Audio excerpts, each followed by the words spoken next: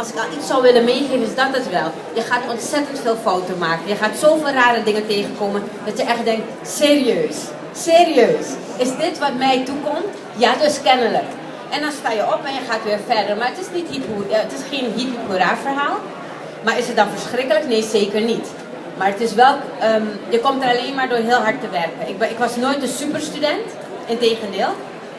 Ik heb alles alleen maar bereikt door heel hard te werken. Ik kwam laatst een vriend van me tegen en die zei, Tanja, hoe ben jij Kamerlid geworden? Ik zei, hoezo dan? Hij zei, ik was veel slimmer dan jij op school. Ik zei, ja, dat kan, maar je hebt iets als IQ en je hebt ook EQ, hè, dat emotionele en ook het sociale. En ik denk dat ik daar heel goed in ben. En door dat te ontdekken, ga je ook die weg op. Maar het is echt een ontdekkingstocht. En laat niemand je voor de gek houden dat het makkelijk wordt. Dat vind ik zo'n onzin verhaal. Dus jij zegt, er gaan mislukkingen komen, reken daar maar vast op. Ja, zeker. Maar reken er ook op dat je daarna weer verder kan. Ja, en zorg ook dat je echt mensen om je heen organiseert, die je daarbij helpen. Ik geloof echt in netwerken. Ik geloof in dat je familie, je vrienden, je kennissen, dat die je op weg kunnen helpen. Maar ook, er was een jonge man die net een vraag stelde. Dat was jij, hè? Jij stelde meteen als eerste een vraag. Dat is dus subliem om te doen. Want wat er gebeurt is, je hebt niet alleen indruk gemaakt op Umberto, maar ook op mij. En Umberto is natuurlijk fantastisch om indruk op te maken, dat zou ik ook willen. Maar ook op mij, en de grap is dat stel dat jij mij een brief zou schrijven van ik moet stage lopen. En je zou zeggen, weet u nog, ik was die jonge man die de vraag stelde aan Umberto. Dan denk ik, ja, hij heeft ingecheckt. Dat is een van de belangrijkste dingen om te doen. Overal waar je bent, check in. Wees aanwezig. Doe dat wel op een goede manier. Niet overdreven of populair zitten doen, want dan denk je, die niet. Maar check altijd in. Ook omdat je er mag zijn. Dat is de andere kant van het verhaal. Hè? Jij mag er zijn zoals je bent. Dus laat zien dat je er bent. En het hoeft geen geweldige vraag te zijn. Het kan ook een compliment zijn naar degene die voor je staat. Maar zorg wel dat je even die connectie maakt, contact maakt. Ik heb nooit gesolliciteerd voor geen enkele baan. En dat komt alleen maar doordat ik precies wat hij deed, overal waar ik kom, check ik in. En ik ga met mensen praten. En ik ga wel, want dat is wat Umberto terecht zei, je moet altijd je heel goed inlezen. Als je ergens naartoe gaat, wie staat daar? Wie is dat? Wat kan ik voor die persoon betekenen? Dus ook fout nummer 1, hè, die ik ook heb gemaakt. Dus je kan van leren van oma Tanja. Fout die ik heb gemaakt is om direct naar iemand toe te lopen en te zeggen, ik heb dit en dit en dit gestudeerd. Wat kunt u voor mij betekenen? Als jij stelt, deze jongeman die heeft dan een bedrijf en ik wil bij hem werken. Dan ga ik eerst op Google even kijken wie hij is, wat hij kan en wat hij nodig heeft. En vervolgens ga ik naar hem toe en zeg, nou, ik heb gezien dat u van dit en dit en dit houdt, dat u daar en daarmee bezig bent. En nou, ik heb deze studie gedaan, ik kan dit en dit voor u betekenen. Een hele andere approach. En die denkt, nou, dat is interessant. En zo heb ik het steeds gedaan. Hè? Dus het is wel hard werken. Het komt je niet aanwaaien, maar het is inchecken, contact houden, netwerken. Wie wil er inchecken met een vraag? Ik zie allemaal mensen, ja kijk, zie je daar achterin? Heel goed. Heb je dus dan wel onderwijs nodig? Als je dus wel kan laten zien van waar je voor gaat, je tenminste kies je al duidelijk voor jezelf. Is dan onderwijs, dus een studie volgen dat concreet is, hartstikke nodig? Of kan je het op een, we zitten 21e eeuw, het verandert zo snel dat je het zelf maar uit gaat voeren in de praktijk zelf. Dus dit is echt een hele goede vraag. Want eigenlijk, dus vanuit ook, ik ben woordvoerder beroepsonderwijs, dus alleen al daarom zou ik zeggen, ja nee, je hebt onderwijs echt heel hard nodig. Ik denk dat het en is. Het is niet of-of. Want kijk, als je een gesprek hebt met iemand en je geeft aan wat je kan, vervolgens moet je dat ook echt kunnen leveren. Dus in mijn geval, ik heb rechten gestudeerd. En als ik tegen mensen zeg, u heeft een juridisch probleem en ik kan het voor u oplossen, dan moet ik wel een wetboek kunnen hanteren en een casus kunnen oplossen. Dus dan komt onderwijs er wel bij. Maar je hebt natuurlijk enorm gelijk dat het is voor jullie veel moeilijker dan het was voor mij. Bijna 30 jaar geleden. Jullie moeten nu echt concurreren met heel veel mensen. Je moet concurreren met robots. Je moet concurreren met van alles en nog wat. Dus het is voor jullie echt een stuk moeilijker. Dus je moet inderdaad gaan nadenken over mijn unieke zelf. Dus een hele terechte vraag. En je ziet dat de heel succesvolle mensen, zoals Steve Jobs, dat zijn dus mensen die hun opleiding niet hebben afgemaakt. Maar jullie rector staat hier ook, dus ik kan niet gaan zeggen onderwijs is niet belangrijk, want anders nodigt de HVA me nooit meer uit. Dus alleen al daarom moet ik correct zijn en zeggen het is belangrijk, maar zonder dolle, het is natuurlijk een combinatie. Het is altijd maar een hele goede vraag. Dus jij bent ook al op mijn netvlies nu. Ja. Is er nog één tip die je zou willen geven, die nog eigenlijk bij Humberto en bij jou nog niet aan de orde is gekomen?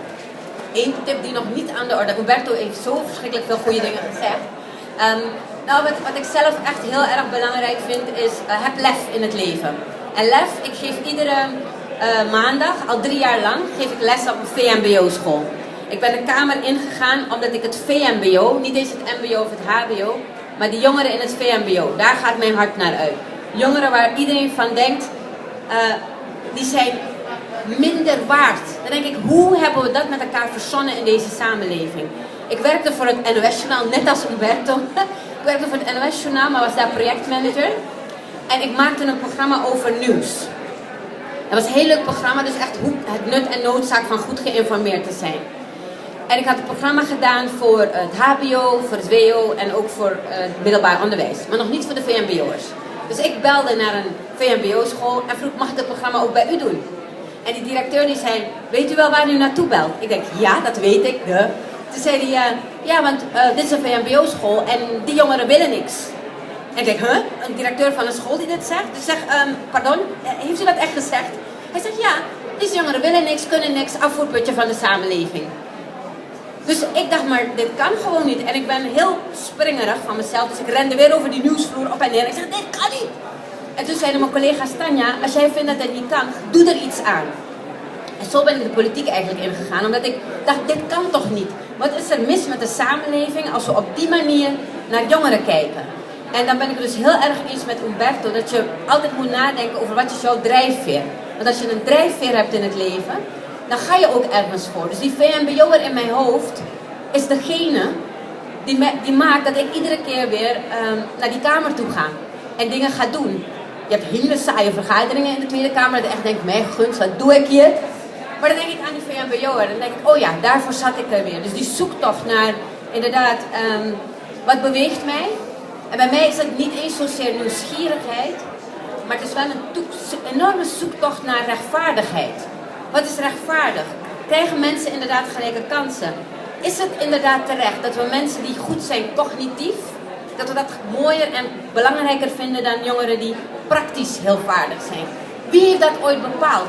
Waarom mag een advocaat €400 per uur vragen en als een timmerman €50 per uur vraagt, dan zeggen we, nou, dat is wel heel duur. Hoezo? Wie heeft dat bepaald? Dus dat zijn dingen waar ik over nadenk. Hè? Van het dédain waarmee we naar elkaar kijken. Als je mij vraagt, wat drijft je in het leven, dan is het dus inderdaad lef. En lef staat voor luisteren, empathie en feedback. Want we kletsen een hele hoop met elkaar. We horen heel veel, maar we luisteren niet meer naar elkaar. Empathie. Volg Twitter en empathie is heel ver weg. En dat is erg jammer. Want het is wel, de feedback die ik jullie zou willen geven, is wel dat jullie zijn crème de la crème. Hè? Jullie zitten op het HBO. Je gaat straks een mooie positie in deze samenleving verwerven. Daar ben ik van overtuigd. Met name degenen die hier zitten en eromheen. Je bent oprecht geïnteresseerd. Het is geweldig. 1-0 alvast voor jou. Maar dat betekent wel dat je schatplichtig bent. Jij hebt de plicht om mijn VMBO'er, waar iedereen op neerkijkt, om die mee te nemen. En die ook gelijke kansen te geven. En dat is wat mij drijft. Dat ik iedere dag opnieuw denk, ik ben schatplichtig. Niet alleen aan jullie, jullie komen er wel. Maar juist die mensen die even één duwtje harder nodig hebben, daar gaan ze ook. Want je moet maar eens komen naar mijn klas, mijn VMBO-klas. Ze zijn echt geweldig. En ze kunnen heel veel. Maar het is heel jammer dat heel weinig mensen dat tegen ze zeggen. En op het moment dat ik aan het begin van het schooljaar tegen ze zeg, jullie zijn geweldig, kijken ze me aan. Juf, bent u gek? Aan het eind van hetzelfde schooljaar geloven ze het allemaal. Want ik heb hoge verwachtingen van hun. En zij hebben hoge verwachtingen van mij. En samen met hen, en daar hou ik op. Samen met hen heb ik hele hoge verwachtingen van jullie. Wees schatplichtig. Ga op zoek naar die rechtvaardigheid. Dan kunnen we met lef deze samenleving net een stukje leuker maken. Tanja, jadnanansing, dames en heren. Dankjewel, Tanja. En dan kondig ik...